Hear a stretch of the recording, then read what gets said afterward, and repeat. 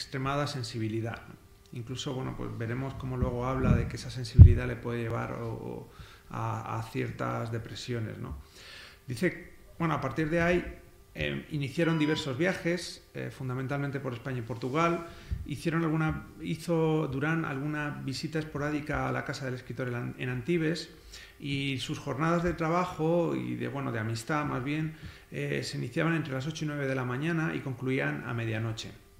De ello fue fruto uno de los últimos libros de Green, que es Monseñor Quijote, que es una obra de duda y no de certeza, que además, por cierto, también tuvo una adaptación a la televisión.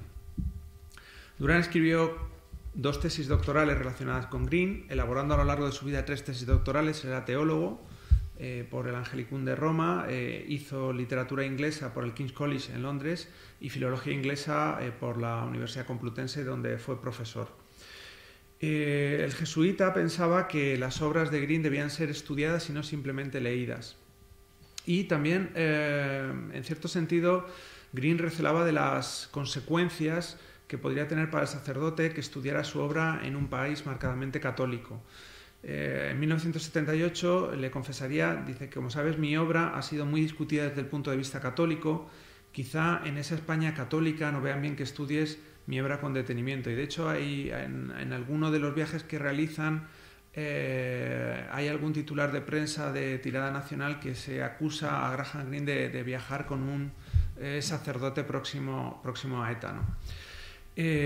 Cuando también Durán le comenta a Graham Greene que quería escribir una obra sobre su pensamiento, el escritor le pareció pretencioso y le recomendó que quizá fuera mejor escribir un libro acerca de sus fantasmagorías, ¿no? De hecho, tienen una relación tan intensa que pues intercambian pareceres sobre aquello que soñaban, ¿no? Y hay un momento en que Leopoldo Durán, también por carta, le escribe un sueño. Y el escritor responde, dice: al convertirme al catolicismo sabía que echaba sobre mis hombros responsabilidades no siempre fáciles de cumplir, pero no tan pesadas como las que parece suponer tu sueño, ¿no?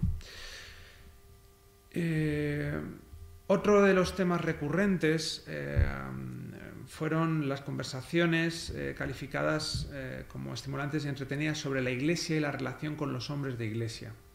En ellas aparecen teólogos como Christopher Butler, el cardenal Hinning e incluso Joseph Ratzinger, ¿no? Especialmente destacado eran las conversaciones sobre el cardenal Newman, hombre de Oxford convertido al catolicismo, ya que tras la publicación de Brighton, Parque de Atracciones, Greene estudió su obra y defendió sus ideas y tesis religiosas.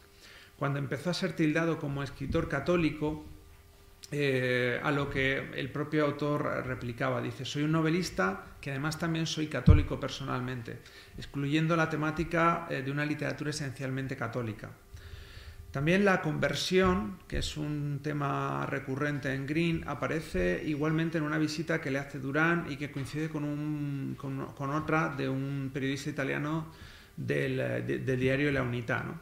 Que le preguntó al autor sobre su conversión. Y escribe Durán, le responde que primero fue una conversión intelectual. Antes de casarse, dado que su futura mujer era católica, quiso conocer su religión, o mejor, pensó que si ambos eran católicos, el matrimonio podría ser más fácil, más feliz. Luego vino la conversión afectiva y vital en México, que la narra en un libro de viajes, Los Caminos sin Ley, de 1939, y posteriormente tiene una novela que es El Poder y la Gloria, que también es una reminiscencia de este libro de viaje, ¿no? También se refiere a las personas con las que trataban asuntos religiosos, como María Newall en Portugal. Se señalan las audiencias que tuvo el escritor con Pío XII y Pablo VI, que le comentó a Graham Greene que, por ejemplo, había leído Tren a Estambul y que estaba leyendo El Poder y la Gloria, y el autor, además, curiosamente, le recuerda que el libro había sido condenado por el cardenal Pizardo, ¿no? El cardenal Griffith, por ejemplo, haría lo mismo con El fin de la aventura, y en su papel también de bromista, Greene buscó que, por ejemplo, Monseñor Quijote fuera condenado por parte de algún obispo, ¿no? Pero lo hace como una especie de broma, ¿no? No tiene ninguna intención de tener malas relaciones con la Iglesia, ¿no? Y fundamentalmente también le interesa el aspecto humano de la Iglesia. Habla, por ejemplo, del problema del celibato, la libertad del sacerdote. El escritor, por ejemplo, puso mucho interés en la muerte de Juan Pablo II. Esto era algo común en sus conversaciones, ¿no? Y también, por ejemplo, criticó la figura del cardenal Marcinkus, ¿no? Siempre estaba... También hay una idea que señala Durán, que eran temas que le apasionaban, hablaba mucho de temas religiosos, pero también sobre todo de temas de hombres de iglesia. Dice, pero Graham Greene no soportaba oír de la iglesia a personas que no eran católicas. Los diálogos más relevantes, por supuesto, son los que tienen que ver sobre las cuestiones de fe. El jesuita habla de la fe del escritor, de su problema y el motivo que hacía su amistad inquebrantable. Dice, sin esa fe obsesiva y siempre en guerra, en este sentido fue el Unamuno inglés, y el hecho de que yo fuera sacerdote, tal amistad hubiese sido imposible. De hecho, la intimidad que aflora entre ellos le hace pensar en su sacerdocio y que surge precisamente porque él era sacerdote. O sea, Durán pensaba que era imposible que ellos hubieran tenido esa relación sin su ministerio, ¿no? Constantemente el escritor también le interrogaba sobre la fortaleza de sus creencias.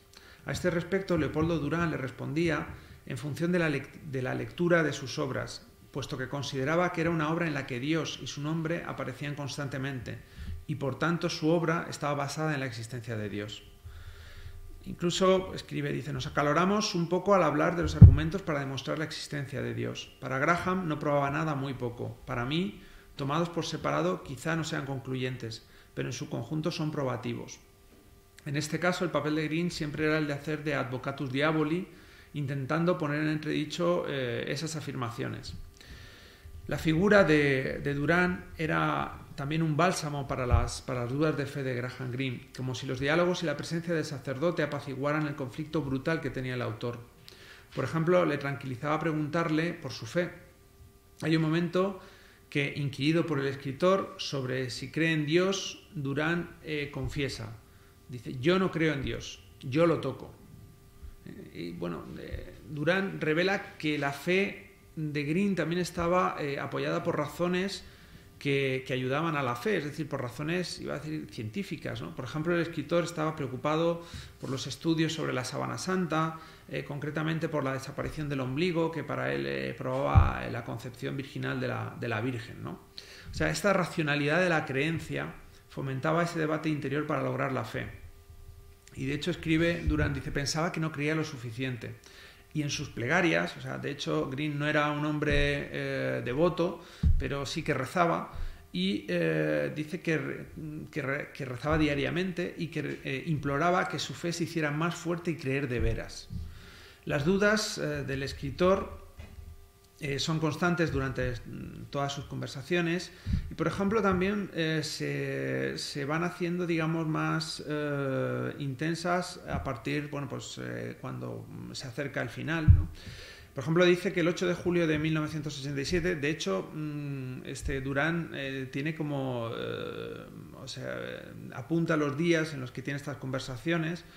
En Vigo, concretamente siempre apunta a la ciudad, dice, el escritor le confiesa que cada vez la intensidad de su fe es menor, a lo que Durán manifiesta que la crisis y la lucha también tienen un carácter marcado por la conversión. Dice, aseguro que la fe de Graham Greene estuvo siempre en una continua guerra interior y era una obsesión constante. Se diría que su conversión al catolicismo, al bautizarse otra vez bajo condición, le imprimió un carácter de fe del que no pudo deshacerse jamás. En otro momento también le confiesa al sacerdote, dice, hablo en nombre de los católicos que casi han perdido la fe. Dice, también recuerda que el escritor rezaba, o una de sus plegarias era, Señor, te ofrezco mi incredulidad. Bueno, también Greene estaba ofuscado con la fe, pero también con la teología, ¿no? Era un lector, de teología, y antes de su conversión estudió profundamente los textos para ahondar en lo que creía y en lo que dudaba. En la introducción de Brighton, Parque de Atracciones, llega a escribir, en mi tiempo libre leo bastante teología, unas veces con fascinación, otras con repugnancia, casi siempre con interés. Durán lo consideraba un teólogo intuitivo y vocacional, citando además que, por ejemplo, había un personaje, ¿no? Es decir, en el cónsul honorario, el padre Rivas, que habla del lado oscuro de Dios y del lado luminoso de Dios. Según el sacerdote, en Greene hay una evolución de Dios que tiene que ver con que con nuestra ayuda, de alguna manera, vencerá la tiniebla. E incluso Green esto lo puntualiza en un texto que es El otro y su doble. Dice, en el cónsul honorario yo sugería la idea, por medio del sacerdote guerrillero, que es otra idea que también se repite mucho en su obra, de que Dios y el demonio eran de hecho una misma persona. Dios tenía un aspecto diurno y un aspecto nocturno, pero él evolucionaba, como Cristo procuró demostrar hacia su aspecto diurno, su bondad absoluta, gracias a cada acto positivo de los hombres.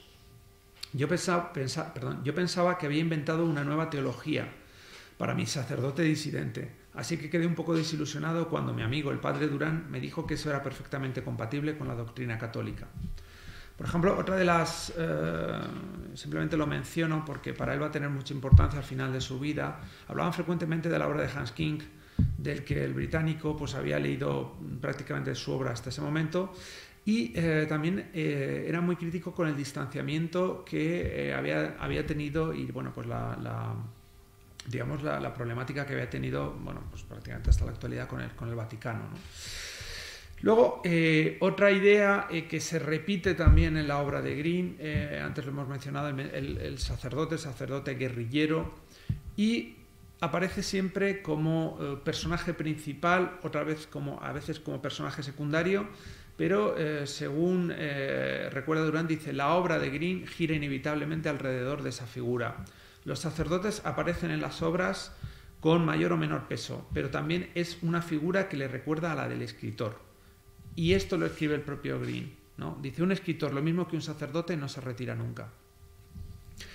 Por ejemplo, también los sacerdotes, no solo el padre Durán, sino también, bueno, Green tuvo pues relaciones, sobre todo pues amistosas con otros sacerdotes.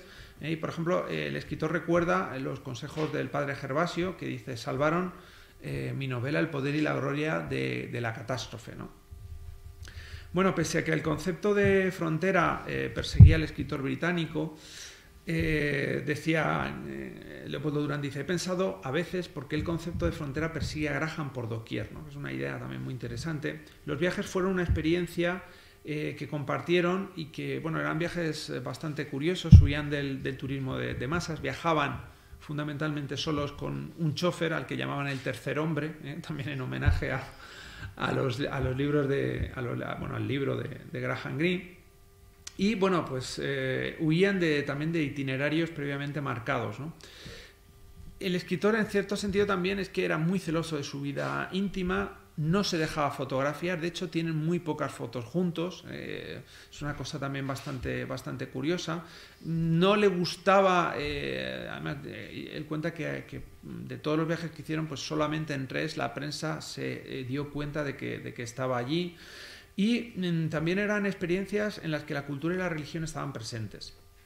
Por ejemplo, a nivel un poco también profesional, pues él fue un apasionado de la pintura del Greco, de Graham Greene, y confesó a Durán que tras ver a Goya se había también convertido a su pintura, ¿no? Los viajes, el primer viaje relevante lo hicieron a Salamanca el 19 de julio de 1976, ciudad de la cual el escritor quedó enamorado, y sobre todo de la figura de Unamuno, y esto lo escribe Leopoldo Durán, dice, Graham quería Unamuno profundamente, se preguntaba si Unamuno habría influido en él del sentimiento trágico de la vida. Graham y Unamuno tenían muchos puntos de convergencia, su espíritu de rebeldía, su continua batallar con sus creencias.